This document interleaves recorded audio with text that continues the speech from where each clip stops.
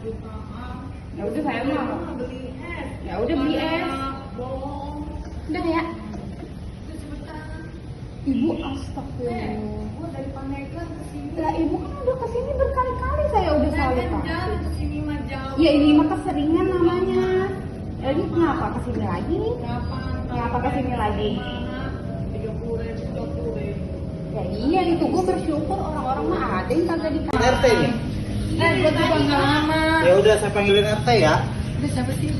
Gua. Oh, orang depan lu ngecokin aja. Gua sambit lu. Ya, dari depan itu orang rame. Kenapa? Gua mau dipanggilin RT.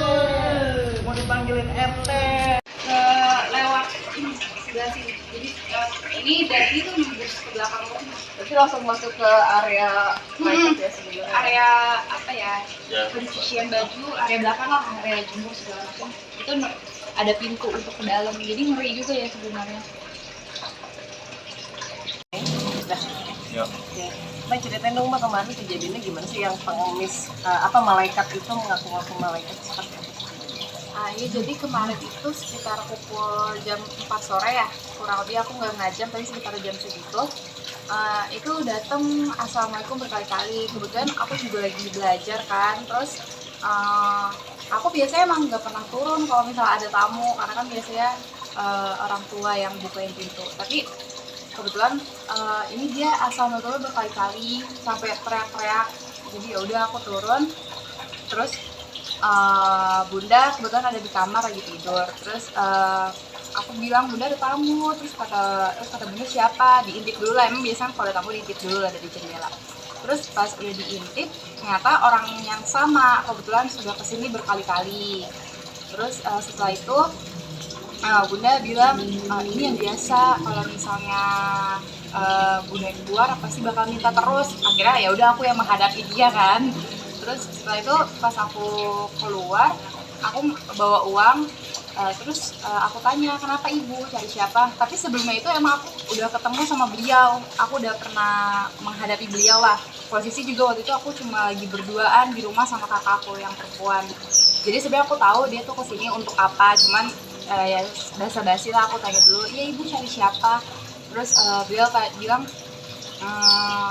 saya ini nih ada abah sama umi nggak, karena kan kebetulan memang udah sering kesini berkali-kali ya. Jadi dia udah ibaratnya udah tau lah orang tua saya gitu. Terus aku bilang nggak ada lagi, nggak ada orang di rumah, kenapa? Terus dia ya udah langsung ini saya mau minta uang dong gitu. Terus aku bilang oh ya udah ini saya ada, diterima ya udah. Terus habis itu sebenarnya dia nggak terima dengan nominal yang saya kasih itu kan. Terus saya bilang nggak ada lagi, maaf ya. Saya udah yang kayak maaf ya ibu nggak ada, saya udah berkali-kali kayak gitu. Terus ya dia sebenarnya nggak terima ya, sampai sempat ngeludah di samping. Oh ya sebelumnya juga sebelum saya bukain pintu itu tuh dia udah ke area belakang, yang dimana itu kan area rumah dalam ya, maksudnya ngeri juga kalau misalnya dia masuk lewat belakang. Makanya saya langsung buka pintu, langsung saya hadapin. Terus dia marah-marah kayak kurang ini, minta tambahin lagi. Terus aku berkali-kali maaf ibu nggak ada. Terus karena dia udah berkali-kali minta juga ya, jadi kayak maaf ibu udah nggak ada, maaf ya saya cuma ada segitu. Terus sebenarnya dia marah-marah, cuma spesifiknya saya lupa, pokoknya kayak ngoceh nggak jelas gitu lah. Terus kayak ngata-ngatain saya orang jahat, kamu orang jahat segala macam. Sampai akhirnya dia pergi. Selang 4 menit 5 menit dia datang lagi. Nah di situ mulai tuh marah-marah. Kayak mungkin sebenarnya yang ditekankan di sini adalah dia berani marah-marah itu ketika keadaan rumah lagi sepi, karena biasanya kan yang menghadapi juga orang tua saya atau ada laki-laki kan di sini. Di pos satpam biasanya juga ada laki-laki. Nah jadi dia tuh berani seperti itu dalam keadaan cuman ada saya gitu di dalam rumah. Jadi pas beliau balik lagi, saya tanya kenapa lagi ibu, ini kurang, ini saya minta 10.000 lagi gitu. Ibu maaf nggak ada, orang jahat kamu. Udah pokoknya ngoceh semua kata-kata keluar. Terus ya saya menghadapinya juga ya kayak saya jawabin aja gitu. Kayak dia nanya, dia ngomong orang jahat kamu. Iya ibu saya jahat, saya jawab kayak gitu. Iya ibu saya ini segala macam. Tapi semakin ditimpalin semakin marah gitu, sampai teriak-teriak, sampai akhirnya keponakan saya dari rumah sebelah datanglah nyamperin saya. Kenapa sih?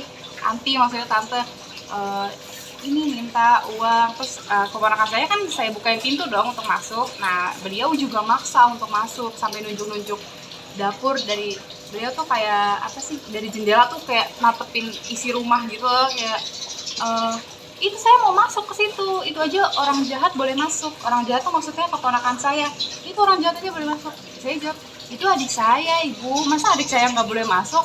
Terus ya itu orang jahat aja kamu perbolehkan masuk, saya nggak boleh masuk.